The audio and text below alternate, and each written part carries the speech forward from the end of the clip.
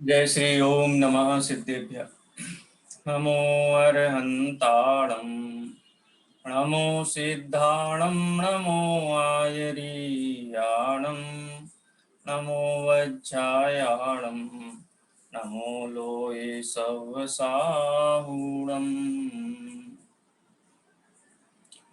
वन्दित्तु सवसिद्धे दोमचलमणोभवं गदिं पत्ते वोच्छामि समय पाउड़ मिणमो सुध केवली भणिदम। समयसार परमागम के 126 और 27 नंबर की गाथा पर अपनी चर्चा चल रही है, जिसमें आचार्य देव ने 3 बिंदुओं की ओर ध्यान आकर्षित किया है। जो द्रव्य जिस भाव रूप परिणमित होता है उस भाव का कर्ता होता है। दिखाई दे रहा है? सर दिख रहा है। जो द्रव्य जिस भाव रूप परिणमित होता है वह भाव उसका कर्म होता है और वो द्रव्य उसका कर्ता होता है। अज्ञानी जीव अनादि काल के मोह के कारण पर द्रव्यों का कर्ता समझ करके परिणमित होता है, इसलिए अज्ञान भाव रूप परिणमित होता है। इसलिए अज्ञान भाव अज्ञानी का कर्म है और अज्ञानी अज्ञान भाव का कर्ता है।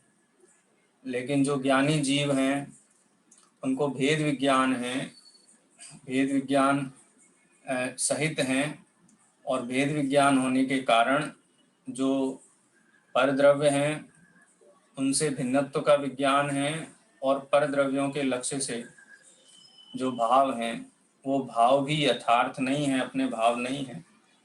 इसलिए वो उन अज्ञान भावों के कर्ता नहीं होकर के मात्र अपने चेतन भावों के ज्ञान भाव के ही कर्ता होते हैं। इससे ये सिद्ध हुआ कि जो द्रव्य जिस परिणाम को प्राप्त है वह उस परिणाम का कर्ता है। यही बात आचार्य अमृतचंद्र देव की टीका में आई थी। पिछली कक्षा में हमने टीका का पूरा रीडिंग किया था, आद्योपांत हमने पढ़ी थी, उसके ऊपर चर्चा करना शेष थी। लेकिन गाथा के ही 3 पॉइंट्स को आचार्य देव ने टीका में प्रस्तुत किया है। जो पहला पैराग्राफ है, उस पहले पैराग्राफ में जो गाथा की पहली लाइन है उस पहली लाइन को ही मुख्यता से प्रदर्शित किया है। इस प्रकार यह आत्मा स्वयं परिणाम स्वभाव वाला है और अपने जिस भाव को करता है, कर्म पने को प्राप्त उस भाव का कर्ता होता है। अब यहाँ पर ये नहीं कहा कि वो आत्मा ज्ञानी है कि अज्ञानी है, यही कहा कि जो भी आत्मा है, ज्ञानी है तो ज्ञान भाव का करता है, अज्ञानी है तो अज्ञान भाव का करता है। ठीक है। वह भाव भी ज्ञानी के ज्ञान में ही होता है। अब ये बात आ गई कि वह जो कर्म है वो ज्ञानी को कैसा होता है और अज्ञानी को कैसा होता है। तो कहते ज्ञानी का भाव ज्ञान में है और अज्ञानी का भाव अज्ञान में है। एक बात आप खास यहाँ पर यदि थोड़ा ध्यान केंद्रित करेंगे तो आपको बहुत स्पष्टता से समझ में आएगी। मिथ्या दृष्टि को हम कहते हैं मिथ्या दर्शन, मिथ्या ज्ञान और मिथ्या चारित्र, तीनों होते हैं अज्ञानी को। ज्ञानी को सम्यक दर्शन होता है, सम्यक ज्ञान होता है, असंयम होता है, लेकिन हम उसको मिथ्या चारित्र नहीं बोलते। चतुर्थ गुण स्थानवर्ती जीव को भी मिथ्या चारित्र नहीं कहा जाता है। मतलब जो भी ज्ञानी जीव है उनके चारित्र को मिथ्या चारित्र नहीं कहा जाता है। असंयम तो कहा जाता है, अचारित्र कहा जाता है, लेकिन मिथ्या चारित्र क्यों नहीं कहा जाता है? उसका उत्तर यहाँ पर आपको मिलेगा। क्योंकि ज्ञानी को स्वपर के विवेक से सर्व पर भावों से भिन्न आत्मा की ख्याति सम्यक प्रकार से अत्यंत उदय को प्राप्त हुई। आत्मा की ख्याति का मतलब आत्मा की पहचान, आत्मा को और आत्मा के भावों को पहचानता है। मैं परिद्रव्य का करता हूं, इस प्रकार का भाव ज्ञानी को नहीं आता है। ठीक है। और अनादि संस्कार के कारण यदि ज्ञानी जीव को राग द्वेष आदि भाव भी हैं तो राग द्वेष आदि भावों को कैसा जानते हैं? और राग द्वेष आदि भावों को वैसे ही भाव है। राग द्वेष भाव कैसे भाव, आपको अगर एक उदाहरण से समझना हो तो पहले घरों में चूल्हे हुआ करते थे, रसोई होती है, रसोई में चूल्हे हुआ करते थे और 16 का खाना बनता था। आजकल तो प्लेटफॉर्म पे बनता है, पहले तो चौका होता था, चौका में चूल्हा होता था। कोई बालक छोटा, मतलब कह लो कि वो शिशु है, 1.5 साल का बच्चा है, वो गोटू के बल चल चल के और रसोई में प्रवेश करने का प्रयास करता है और 16 की है तो उसकी माता आंखें दिखाती है, डांटती है, चिल्लाती है, अंदर नहीं आना, अंदर नहीं आना।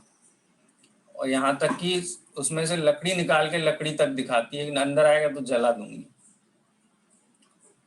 वो माता उस भाव की करता है कि नहीं है कि मैं जला दूंगी, मैं तुझे मारूंगी, मैं तुझे डांटती है, क्रोध करती है। उन भावों के प्रति उसका कितना यथार्थपना है, क्या वो ऐसा वास्तव में करेगी? करने की सोच नहीं। ही नहीं। लेकिन इस प्रकार के भाव क्यों हो रहे हैं, है ना ख्याल में? इसी प्रकार से ज्ञानी जीव को भी राग द्वेष आदि भाव तो होते हैं, क्योंकि अनादि संस्कार है, असंयम है, अचारित्र है, लेकिन वो मिथ्या चारित्र। उस माता को देख करके कोई उसके मातृत्व पर शंका नहीं करता है क्योंकि वो भूमिका के अनुसार, उस प्रसंग के अनुसार इस प्रकार के परिणाम दिखाई देते हैं, क्रियाएं दिखाई देती हैं और सारी दुनिया समझती है कि ये परिणाम उस माता के आत्मिक परिणाम नहीं है। वो इन परिणामों को यथार्थपने अपने मातृत्व के अंश में शामिल नहीं करती है। ठीक है, इसी प्रकार से ज्ञानी जीव को आत्मा की ख्याति सम्यक प्रकार से अत्यंत उदय को प्राप्त हुई है। द्रव्य गुण पर्याय से आत्मा को जान लिया है, उसके परिणामों के प्रति जो चेतन भाव है उनके प्रति ही ये मेरे भाव हैं, इस प्रकार का परिचय है, ख्याति है। लेकिन राग द्वेष आदि भाव क्या है? राग द्वेष भाव तो यही है ना कि ये पदार्थ अच्छा है, बुरा है। तो जब एक द्रव्य अन्य द्रव्य का हो ही नहीं सकता है, प्रभावित कर नहीं सकता है, तो अच्छे बुरे का भाव कितना गंभीरता से ज्ञानी के चित्त में स्थान बना पाता होगा। इसलिए राग द्वेष भाव भी ज्ञानी जीव के अज्ञान भाव नहीं है, मेरा कहने का तात्पर्य है।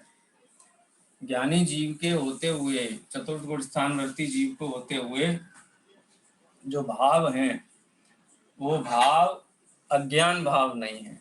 क्यों? क्योंकि उन भावों से सम्यक प्रकार से भेद विज्ञान है और आत्मा के चेतन भावों की ख्याति श्रद्धा ज्ञान में एकदम स्पष्ट हुई है। वह भाव अज्ञानी के अज्ञान में ही होता है, क्योंकि उसे सम्यक प्रकार से स्वपर का विवेक न होने से पर पदार्थों से भिन्न आत्मा की ख्याति अत्यंत अस्त हो गई है, वो पहचानता ही नहीं। मोहराग द्वेष भावों को ही अपना सर्वस्व समझता है, ये मानता है कि मैं ही करता हूँ। जैसे तीर्थंकर आदि बड़े बड़े महल में रहते हैं, उन महल के प्रति उनको क्या परिणाम है। और एक मिथ्या दृष्टि अज्ञानी भिखारी भी है, उसके पास कटोरा ही है, लेकिन कटोरे के प्रति उसका क्या भाव है? वो उसका सर्वस्व है। शरीर से जैसा ही, या शरीर जितना अपनापन है उतना उन पदार्थों से भी अपनापन है, लेकिन ज्ञानी जीवों को पर पदार्थों के प्रति ऐसा अपनापन नहीं है और उनके लक्ष्य से होने वाले भाव हैं उनके साथ भी अपनापन नहीं है। उन भावों को भी वो परमार्थ नहीं जानते हैं, इसलिए उन भावों को भी धीरे धीरे अभाव हो जाता है। ये पहले नंबर के पैराग्राफ में सामान्य कथन हुआ। सामान्य कथन इसलिए कि नियम बता दिया। अब दूसरे नंबर के पैराग्राफ में अज्ञानी जीव का विश्लेषण किया थोड़ा विस्तार से, और तीसरे नंबर के पैराग्राफ में ज्ञानी जीव के का विश्लेषण किया। अज्ञानी जीव ऐसा क्यों करता है? तो कहते हैं सम्यक प्रकार से स्वपर का विवेक न होने से, तन उपजत अपनी उपज जान, तन नसत आपको नाश मान, राग आदि प्रगट जे दुख देन, तिन्हीं को सेवत गिनत चैन। ये सारा सर्वस्व ही कर्म नो कर्मों में ही अज्ञानी जीव का है, जबकि कर्म और नो कर्म आत्मा नहीं है। आत्मा माने स्वयं है नहीं, लेकिन स्वयं को कर्म और नो कर्म में ही देखता है, यही उसका ज्ञान है। इसीलिए उसकी जो आत्मा की ख्याति है वो अत्यंत अस्त हो गई है। अस्त हो गई है तो अंधकार छाया हुआ है मोह का, और मोह के अंधकार में तो फिर ऐसे ही भाव होंगे। उसको आत्मा और देह के बीच का जो भेद है, रागादि भाव और चेतन ज्ञान आदि भावों के बीच का जो भेद है, उसको नजर ही नहीं आता है। ऐसी स्थिति में स्वपर के एकत्व के अभ्यास के कारण, यानी हम एदम एदम हम, ये जो अभ्यास है ना एकत्व का, उससे क्या हुआ, ज्ञान मात्र भाव से भ्रष्ट हो गया है, राग द्वेष भावों से एकाकार होकर अहंकार में प्रवर्तमान है। मैं रागी हूँ, मैं द्वेषी हूँ, मैं राग द्वेष का करता हूँ, राग द्वेष मेरे कर्म हैं। इस प्रकार मानता हुआ अज्ञानी रागी द्वेषी ही रहता है, रागी द्वेषी होता है। माने राग द्वेष उत्पन्न होना ही नहीं, रागमय है, द्वेषमय है। अज्ञानमय भाव के कारण स्वयं को राग द्वेष रूप करता हुआ कर्मों को करता है। अब यहाँ कर्मों को करता है का माने पूरा ही लगा लेना। अज्ञान भाव को करता है, स्वयं को ज्ञानावरण आदि द्रव्य कर्मों का कर्ता मानता है, मोह राग द्वेष आदि भाव कर्म का कर्ता मानता है, देह आदि का कर्ता मानता है। ये सर्व प्रकार के कर्मों का कर्ता होकर के परिणमित होता है। उसकी श्रद्धा में तो वो देह का भी करता है, लेकिन आचार्य देव ये कहते हैं कि कम से कम देह पर द्रव्य हुआ तो पर द्रव्य का कर्ता नहीं है, नहीं हो सकता है। वो ज्ञानी भी नहीं, अज्ञानी भी नहीं है, लेकिन उस भाव रूप परिणमित हुआ है, अज्ञान भाव रूप परिणमित हुआ है, तो उस अज्ञान भाव का तो कर्ता ही मानना चाहिए। तीसरे नंबर के पैराग्राफ में ज्ञानी जीव का, तो ज्ञानी जीव को तो स्वपर का विवेक है, 6 द्रव्य 7 तत्व द्रव्य गुण पर्याय का ज्ञान होने से, और उनमें भी मैं जीव तत्व हूँ, है चेतना मेरा लक्षण है। इस प्रकार से अनुभूति सहित जिसने अपने आत्मा को प्राप्त कर लिया है, जिसे आत्मा की ख्याति हुई है, जिसे आत्मा की पहचान हुई है, और ऐसा होने पर वो चेतन भाव के अतिरिक्त पर द्रव्य के लक्ष्य से होने वाले भावों को अपना स्वरूप नहीं मानता है।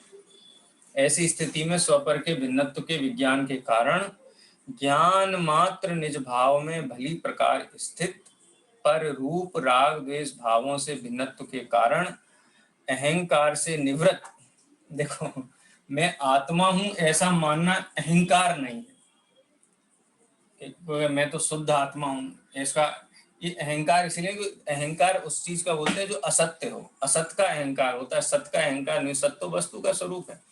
आत्मा हूं आत्मा माने तो क्या तकलीफ है, कोई तकलीफ नहीं, उसको मद नहीं कहते, आत्म मद नहीं है।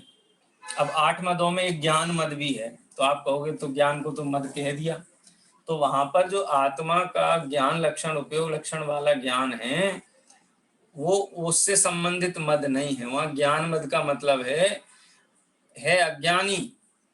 अज्ञानी और थोड़ा बहुत शास्त्र आदि का कहीं पठन पाठन कर लिया, माने जो क्षोभसम ज्ञान है, उस क्षोभसम ज्ञान से अपने आप को विशेष मानना, इसका नाम ज्ञान मद है। अपने आप को ज्ञान स्वभावी मानना ये तो यथार्थ है, वस्तु का स्वरूप है।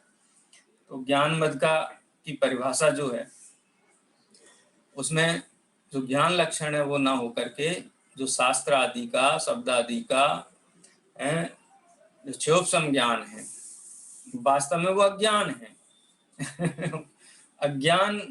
अज्ञानी जीव को मद होता है, अज्ञान भाव को ज्ञान भाव मान करके ज्ञानी माने तो ज्ञान मद है।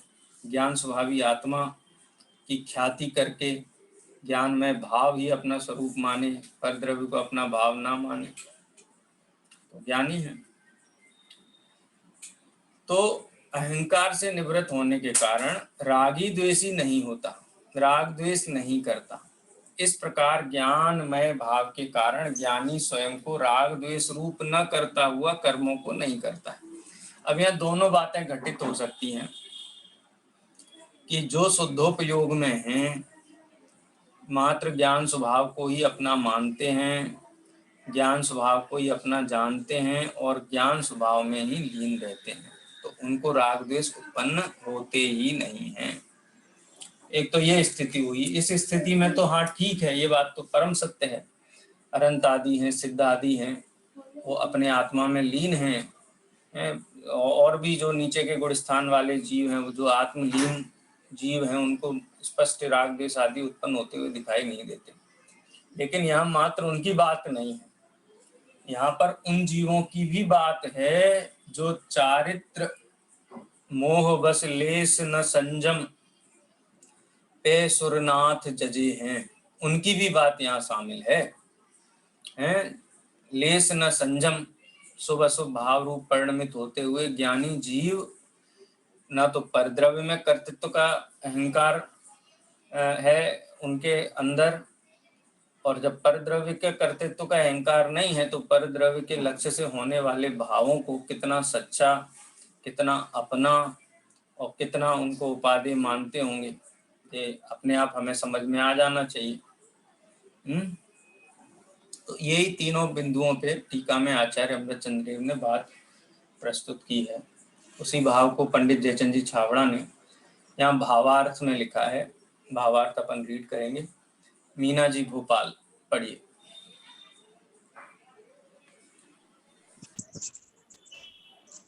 इन गाथाओं का भाव स्पष्ट करते हुए भावार्थ में पंडित जयचंद जी छाबड़ा लिखते हैं, ज्ञानी को 100 पर का वेद ज्ञान हुआ है, इसलिए उसके अपने ज्ञान में भाव का ही कर्तृत्व है, और अज्ञानी को 100 पर का भेद ज्ञान नहीं है, इसलिए उसके अज्ञान में भाव का ही कर्तृत्व है। इस आत्मा के क्रोधाधिक मोहिनी कर्म की प्रकृति राग देश का उदय आने पर अपने उपयोग में उसका राग देश रूप मलिन स्वाद आता है। अज्ञानी 100 पर का भेद ज्ञान ना होने से यह मानता है कि यह राग देश रूप मलिन उपयोग ही मेरा स्वरूप है, वही मैं हूँ। इस प्रकार राग द्वेष में अहम करता हुआ अज्ञानी अपने को रागी द्वेषी करता है, इसलिए वह कर्मों को करता है। इस प्रकार अज्ञानमय भाव से कर्म बंध होता है। ज्ञानी के भेद ज्ञान होने से वह ऐसा जानता है कि ज्ञान भाव शुद्ध उपयोग है, वही मेरा स्वरूप है, वही मैं हूँ। राग द्वेष कर्मों का रस है, वह मेरा स्वरूप नहीं है। इस प्रकार राग द्वेष में अहम बुद्धि ना करता हुआ ज्ञानी अपने को रागी द्वेषी नहीं करता, केवल ज्ञाता ही रहता है, इसलिए वह कर्मों को नहीं करता। इस प्रकार ज्ञानमय भाव से कर्म बंध नहीं होता। ठीक है, तो पंडित जयचंद जी छाबड़ा ने उसी बात को यहाँ पर पुनः प्रस्तुत किया है। 3 ही पैराग्राफ यहाँ पर लिए हैं। पहले में जो एक वाक्य था गाथा का, उस गाथा के वाक्य को तो एक सामान्य कथन मान करके स्थापित ही मान लिया है। यहाँ ज्ञानी और अज्ञानी के बीच में क्या डिफरेंस है, माने अज्ञानी जीव पर को और पर द्रव्य के लक्ष्य से होने वाले भावों के रस को अपना स्वरूप मानता है, इसलिए उनका आस्वादी होता है, इसलिए उनका कर्ता है, भोक्ता है। भोक्ता शब्द भी गर्भित है सब जगह, क्योंकि कर्ता जहाँ है वहाँ भोक्ता भी है। लेकिन ज्ञानी जीव को ऐसा नहीं है, वो राग द्वेष कर्मों का रस है। तो कितनी स्पष्ट बात है, पर द्रव्य मेरा कुछ भी भला बुरा सुख दुख कुछ भी करता नहीं है, फिर भी अनादि संस्कार के कारण पर द्रव्य के लक्ष्य से राग भाव उत्पन्न होता है। उस राग भाव को ज्ञानी जीव अपना स्वरूप नहीं मानता, ना ही वस्तु का स्वरूप मानता है, लेकिन है कमजोरी है, इसीलिए कहता है कि भाई ये कर्म के उदय जनित है और ये मेरा भाव नहीं है, इसलिए उसमें अहम बुद्धि नहीं करता, इसीलिए उस भाव का करता भी नहीं है, क्योंकि भिन्न जानता है ना, बल्कि ज्ञान भाव का करता है। देखो, रागादि भाव होते हुए रागादि भाव को अपना जानना, इसका नाम है अज्ञान भाव। होते हुए राग भाव को ज्ञान भाव से भिन्न जानना, इसका नाम ज्ञान भाव है। तो भिन्न जानना यही ज्ञान भाव है, और राग द्वेष आदि भावों को अभिन्न जानना मानना यही अज्ञान भाव। तो दृष्टि में अंतर है ज्ञानी को और अज्ञानी को, दोनों की दृष्टि का यही मूलभूत अंतर आश्रव और बंध में भेद पैदा कर देता है। ज्ञानी को के तो भोग निर्जरा हेतु है, ऐसा जो पंडित बनारसी दास जी ने कहा, इसीलिए कहा ना कि पूर्वकृत जो पुण्य है, कार्माण वर्गणाएं, उनके उदय के कारण अनेक प्रकार की सुख साधन सामग्रियां हैं जो संयोग है प्रकट होते हैं। और पुण्य का उदय तो जिस जीव को उसी को प्रकट होंगे ना, वो किसी को उधार नहीं दे सकता है, अपना पुण्य किसी को उधार नहीं दिया जा सकता है। जिसका पुण्य का उदय है उसको ही वो सामग्री मिलती है, लेकिन उस सामग्री में कोई अपनापन नहीं है। उनके लक्ष्य से होने वाले भाव वो भी अपने भाव नहीं मानता है ज्ञानी जी, तो आगामी कर्म बंध नहीं होता है। तो क्या हुआ कि जो उदय में आया कर्म, उदय आकर के चला गया, उससे आगामी बंध नहीं हुआ, और आगामी बंध नहीं होना इसी का नाम निर्जरा है। इसलिए ज्ञानी के तो भोग निर्जरा हेतु हैं। ये जो सिद्धांत समय सार ग्रंथ में स्थापित किया है वो कर्णन योग की दृष्टि से भी सिद्ध होता है। ठीक है, अब गुरुदेव श्री के प्रवचनों का अंश भी डॉक्टर साहब ने यहाँ पर कोट किया। बात बहुत सरल है, सहज है, लेकिन भाने वाली है ना। इस चीज को भाव, इसका बार बार विचार करो, बार बार भेद विज्ञान करो। ये भाने वाला विषय है, भाव वासना का विषय है, इसलिए बार बार पढ़ने योग्य, बार बार विचार करने योग्य है। यहाँ पर गुरुदेव श्री के विचारों को भी अपन एक बार पढ़ते हैं। प्रीति जी दमोह पढ़िए। जी सर, उक्त संदर्भ में स्वामी जी के विचार भी द्रष्टव्य हैं, जो इस प्रकार है। ज्ञानी का ज्ञानमय परिणाम है। इसका अर्थ भी यही है कि ज्ञानी का वीतरागतामय परिणाम है। उसकी दृष्टि वीतरागी हुई है, ज्ञान वीतरागी हुआ है एवं आचरण भी वीतरागी हुआ है। ज्ञानी के सर्व भाव वीतरागी है। इस कारण ज्ञानी वीतराग भाव का ही करता है और वीतराग भाव उसका कर्म है। परंतु जो व्यवहार रत्नात्रय का राग होता है, ज्ञानी उसका करता नहीं है। ज्ञानी के सभी भाव ज्ञानमय होते हैं।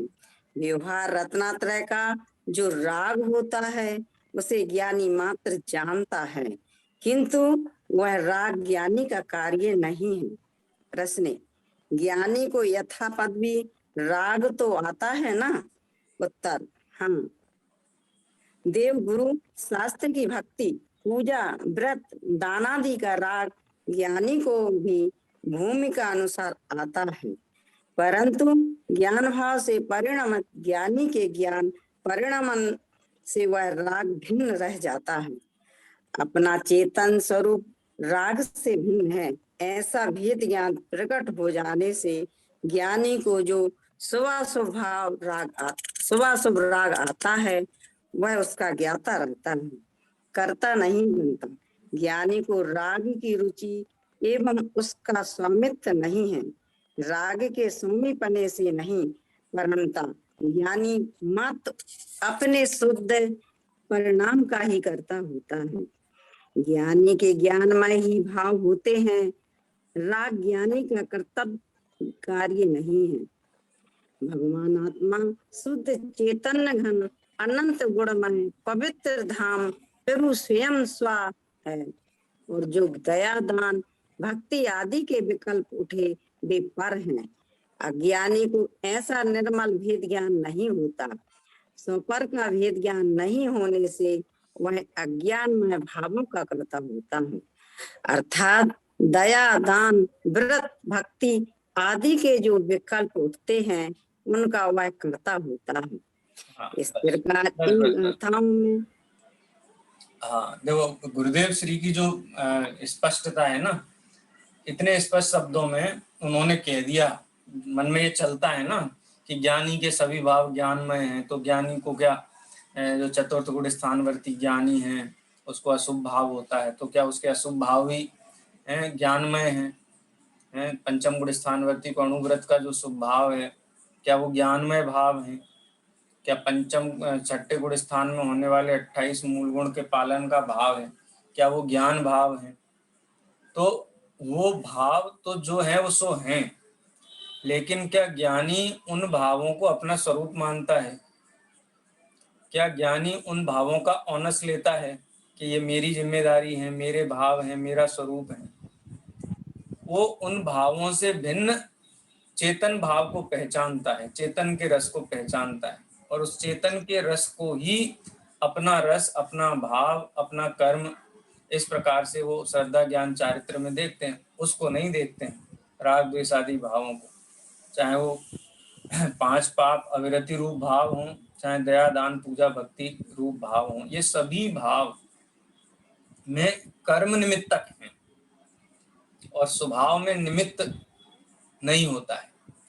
जैसे सिद्ध भगवंतों को अनंत ज्ञान, अनंत सुख, अनंत बल, ये कर्म निमित्तक नहीं है, लेकिन ज्ञानी जीव को चतुर्थ पंचम छठवें गुण स्थान में जो प्रमुख रूप से कहे हैं, वो कर्म निमित्तक भाव पाए जाते हैं, पर द्रव्य के लक्ष्य होने वाले भाव पाए जाते हैं, वो चेतन भाव नहीं है। उनको भिन्न पहचानना यही उनका कर्तापना है? अपना माने तो अज्ञान भाव है, कर्तापना हो जाएगा, लेकिन अपना स्वरूप नहीं मानते, इसलिए कर्तापना। स्वामी जी ने इसी पॉइंट को स्पेसिफिकली यहाँ पर उठाया और डॉक्टर साहब ने उसी को यहाँ कहना चाहिए कि विशेष रूप से रखा। ऊपर टीका में पंडित जयचंद जी छाबड़ा ने बात वही है, लेकिन हमारे मान लो चित्त को पढ़ रहे हो डॉक्टर साहब कि हम क्या विचार करेंगे, हमारे चित्त में क्या प्रश्न होगा, उस प्रश्न के समाधान के रूप में स्वामी जी के उसी उद्धरण को खास रूप से यहाँ पर उद्धृत किया गया है। ठीक है, तो ये विषय यहाँ पर पूरा हुआ है। अब आगे आचार्य अमृतचंद्र देव इस बात को कलश में कहने जा रहे हैं, माने किसी बात को भावनात्मक रूप से, क्या ना, भाव भाषणात्मक रूप से, क्या ना, आनंद लेना किसी चीज का। तब जब आचार्य कुंद देव, आचार्य अमृतचंद्र देव का बुद्धि पक्ष प्रबल होता है तो वो गद्य में लिखते हैं, और जब हृदय पक्ष प्रबल होता है, जब आनंद पक्ष प्रबल होता है, तो फिर वो पद्यों की रचना करने लगते हैं, कलशों की रचना करने लगते हैं। आगे कलश है, लेकिन उसके पहले की जो पीठिका है, वो पीठिका भी हम अपन पढ़ेंगे। पहले किरण जी भोपाल पढ़िए। जी सर, आवाज आ रही मेरी? हाँ, एकदम स्पष्ट है। इन गाथाओं के बाद जो कलश आता है उसमें यह प्रश्न उठाया गया है कि अज्ञानी अज्ञान भावों का ही एवं ज्ञानी आत्मा ज्ञान भावों का ही कर्ता क्यों होता है। इस प्रश्न का उत्तर आगामी गाथाओं में दिया जाएगा। वह कलश मूलतः इस प्रकार है। ज्ञानमय एव भावः कुतो भवेत् ज्ञानिनो नो न पुनरन्यः। अज्ञानमयः सर्वः कुतोऽयं ज्ञानिनो नान्यः। आचार्य अमृतचंद्र देव को आनंद लेते हुए छंद लिख रहे हैं, आप भी तो आनंद लेते हुए इसका पाठ करिए। चलिए मैं बोलता हूँ, आप दोहराइए। ज्ञानमय एव भावः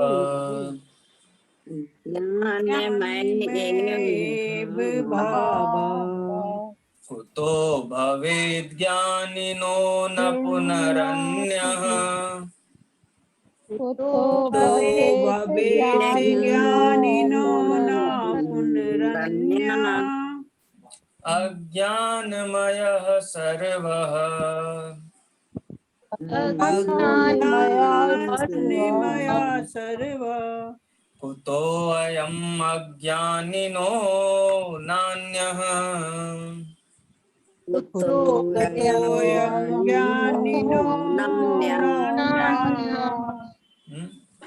ज्ञानमय एव भावः कुतो न ज्ञानिनो भवेत् पुनरन्यः। अब मतलब ये प्रश्नवाची उसमें बात कर रहे हैं आचार्य अमृतचंद्र देव। इतनी बात कहने के बाद आचार्य देव मानो ये कह रहे हो कि अब बताओ कि क्या ज्ञानियों के ज्ञान में भाव नहीं होते हैं? क्या अज्ञानियों के सर्वभाव अज्ञान में नहीं होते हैं? ये प्रश्न उठा रहे हैं।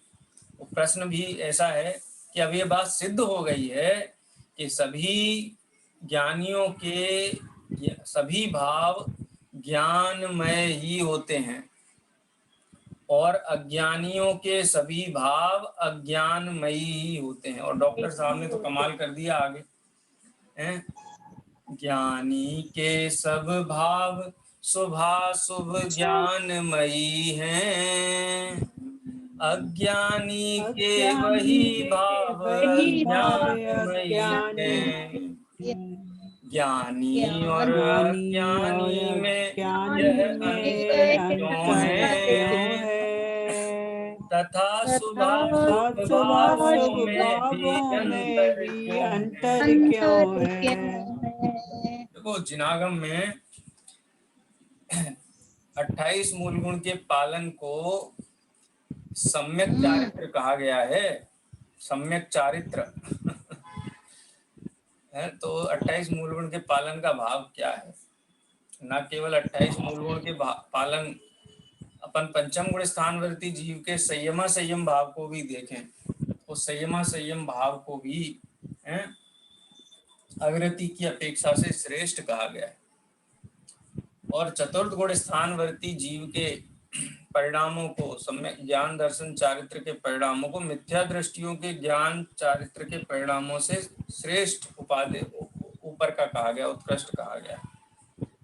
तो शुभ अशुभ दोनों ही भाव होते हैं उनको, ऐसा नहीं कि नहीं होते शुभ अशुभ भाव, लेकिन वो शुभ अशुभ भाव तो अपने आप में जो है वो हैं, लेकिन उन शुभ अशुभ भावों में उपादेय बुद्धि का ना होना, अपनापन का ना होना है, उनको अपना सर्वस्व ना मानना, उन भावों को अपनी कमजोरी मानना है, ये भी तो एक प्रकार की कहना चाहिए बल है, ये भी तो एक प्रकार की शक्ति है। बोलो, अपनी कमजोरी का ज्ञान नहीं होना, ये अपनी ताकत है कि निर्बलता है? अपनी निर्बलता का ज्ञान होना निर्बलता है कि बलवानपना है? निर्बलता है। अच्छा, और अपनी निर्बलता का ज्ञान ना होना ये प्रश्न सुनो ध्यान से, दो प्रश्न हैं। अपनी निर्बलता का ज्ञान होना ये निर्बलता है कि सबलपना है? और अपनी निर्बलता का ज्ञान ना होना ये निर्बलता है कि सबलपना है? दोनों अलग अलग स्थितियां हैं ना। अपनी कमजोरी नहीं मानना, अपनी कमजोरी का ज्ञान होना भी यानी अपनी भूमिकागत राग द्वेष भाव को अपनी कमजोरी मानना, अपना स्वरूप ना मानना, उनको उपादेय ना जानना, यही तो ज्ञान भाव है। अज्ञानी और ज्ञानी के बीच राग द्वेष में अंतर क्या है? क्या ज्ञानी जीव के राग द्वेष शुभाशुभ भाव क्या सोने से मड़े होते हैं क्या? अज्ञानी जीव के शुभाशुभ भाव क्या वो उससे क्या बोलते हैं, लोहे से मड़े होते हैं क्या? जो वो खराब हैं और ये अच्छे हैं, दोनों शुभाशुभ भाव एक जैसे हैं, लेकिन भेद यही पड़ गया कि ज्ञानी जीव उनको अपने स्वरूप से भिन्न जानते हैं, इसलिए ये भाव भी ज्ञानमय है। और उपचार से ऐसा ही कह दिया कि वो शुभाशुभ भाव भी ज्ञानमय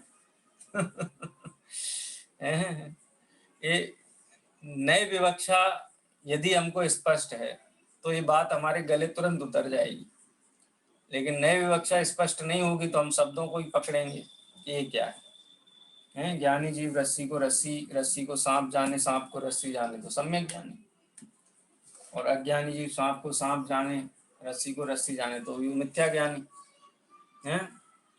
ये भेद क्यों पड़ा? ये भेद इसलिए पड़ा तो शुभाशुभ होते हुए शुभाशुभ भावों से भेद ज्ञान का वर्तना, आत्मा की अत्यंत ख्याति हो जाने के कारण इन भावों को अपने से अत्यंत अलग जानना, यही उनका ज्ञान बना है। इसीलिए कह दिया शुभाशुभ भाव ज्ञानमय, और अज्ञानी के वही भाव अज्ञानमय है, अलग भाव नहीं, वो ही शुभाशुभ भाव अज्ञानमय, क्योंकि वो उनको अपना स्वरूप मानता है। ज्ञानी और अज्ञानी में यह अंतर क्यों है, तथा शुभाशुभ भावों में भी अंतर क्यों है? ज्ञानी के शुभाशुभ भाव और अज्ञानी के शुभाशुभ भाव के बीच में इतना बड़ा अंतर क्यों है कि एक के भाव वही ज्ञान वाले कहलाते हैं और एक के वही अज्ञान वाले कहलाते हैं। इसी का विश्लेषण है। चलिए आगे रीड करते हैं, समय हो गया है। चलिए कुछ थोड़ा बहुत तो कर सकते हैं। अलका जी पढ़िए आगे।